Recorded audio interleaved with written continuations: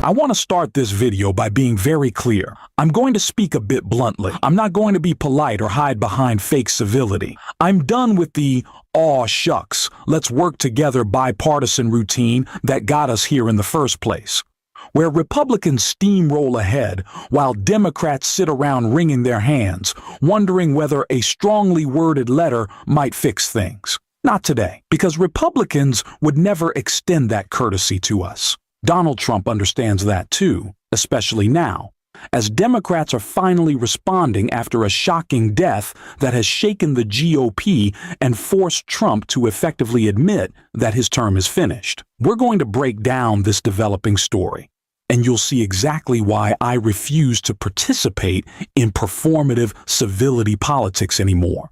But before we do, please take a moment to like this video, and if you haven't already and you enjoy our content, hit that subscribe button. It really helps support the work we do here. Now, before we dive into how Donald Trump's presidency has been permanently altered and why he essentially admitted that this morning, we need to start with where it happened. A meeting with House Republican leadership. During that conference, Trump spent the entire speech unraveling, launching into complaints about how unfairly he's been treated, and that's where it all began. Nobody ever had to suffer like I did. Nobody ever did that to anybody else. You know, there was an expression, Andrew Jackson was the most abused president in the history of the United States. You know who second was? This before me. You know who second was?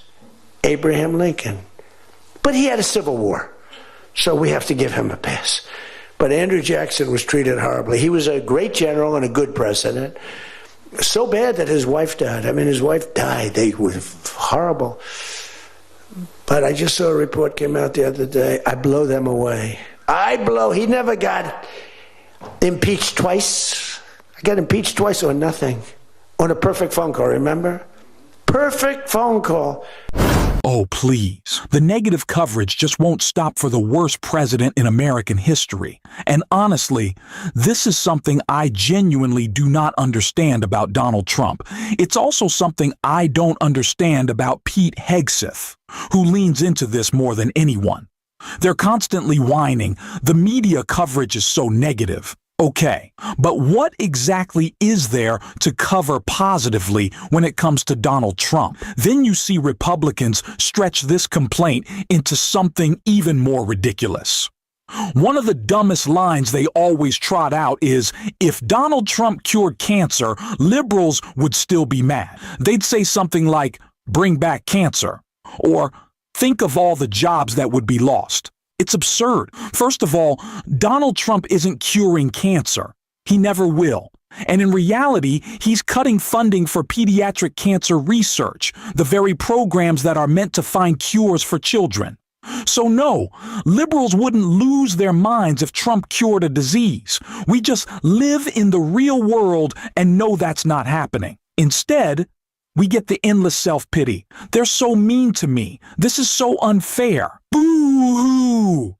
Poor Donald Trump. And this pity party is happening at the exact moment when even his own Republican caucus is starting to turn on him through resignations and other fractures that we're going to get into. But speaking of health, Trump is clearly furious about how his own is being covered, and that's one of the main reasons he knows and has effectively admitted that his term is over. I want to start there before we move into the breaking news. New one is they did a report in the fake news New York Times where I worked this day from early in the morning till late in the evening, but we don't give out a full schedule. It's like who the hell wants to give out a schedule to these people? But it's all work. And this, in particular, this day was brutal. I never got to leave the seat. You couldn't do anything. It was just one after another after another. And this went on from early in the morning till late in the evening. And my people gave out a report. He had lunch. They show a report, lunch with somebody.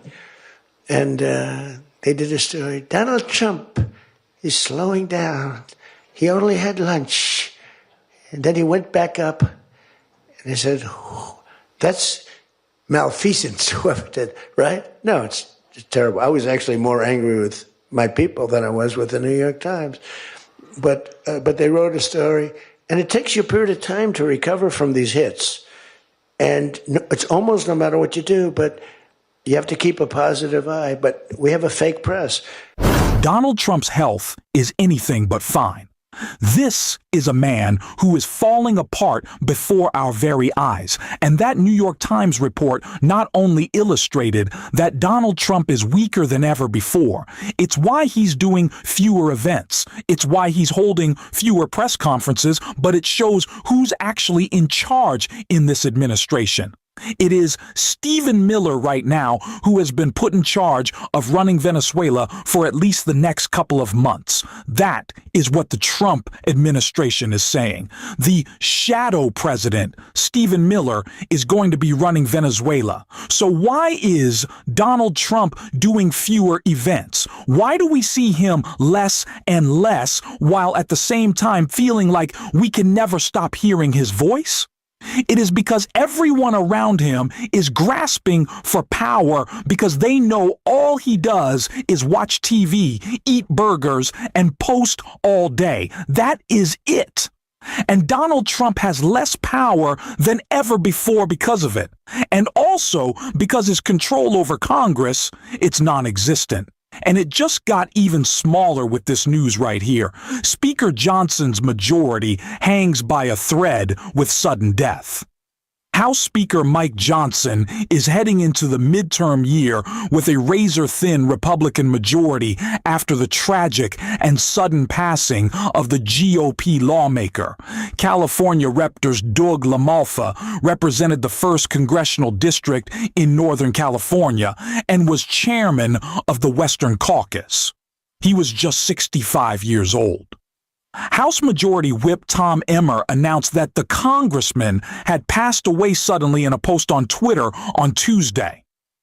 Trump has also offered his condolences in a speech to GOP lawmakers at the Kennedy Center on Tuesday, adding that LaMalfa had voted with him 100% of the time. So, I'm not going to throw a big parade and say that this is the greatest news in the world because the House majority just got even slimmer for Mike Johnson and Donald Trump. I'm also not going to cry my eyes out and say, oh my gosh, we lost a public servant. What a shame. I can't believe it.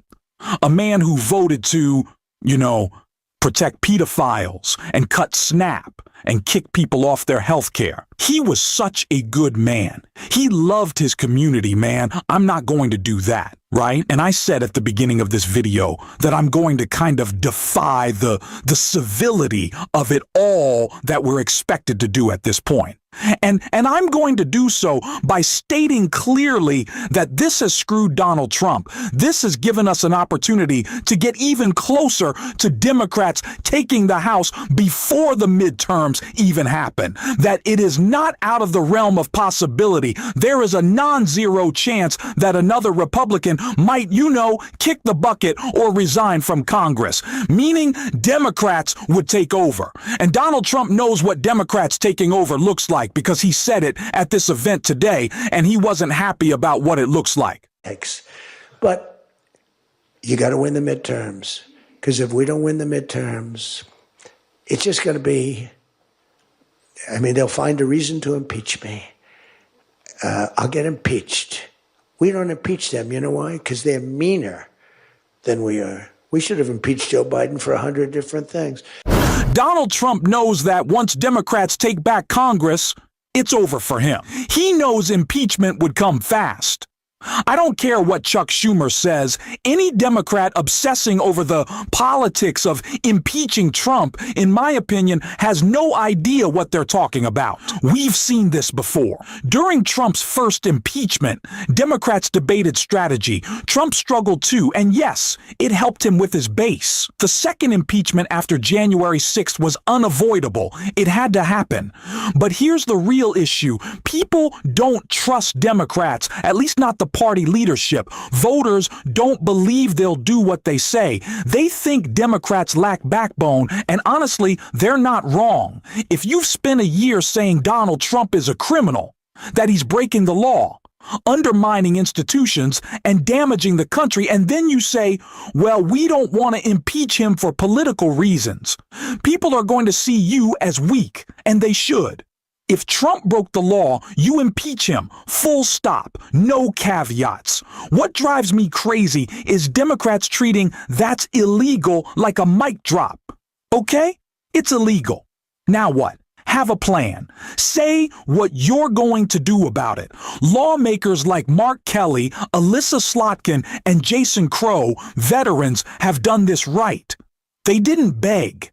They said illegal orders won't be followed and there will be accountability. No just following orders excuses. Eric Swalwell has been clear too, especially on Epstein. If you're helping obstruct justice at DOJ, Trump won't save you. There will be consequences. And Trump knows that. We're now just 2 seats away from a Democratic majority. But honestly, Trump already knows the party has moved on from him. Republicans are looking ahead.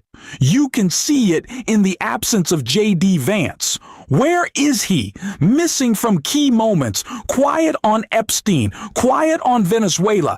He's protecting himself. He doesn't want Trump's mess on his resume because he wants to run as the no new wars guy later. Republicans see Trump as politically finished, a vessel they can use to push whatever agenda they want while he's weak. That's why this moment scares Trump so much. He knows it's slipping away. And we're going to keep covering all of it right here. If you want to support the show, hit subscribe, leave a like, and if you made it to the end, drop a blue heart in the comments. And until next time, I will see you soon.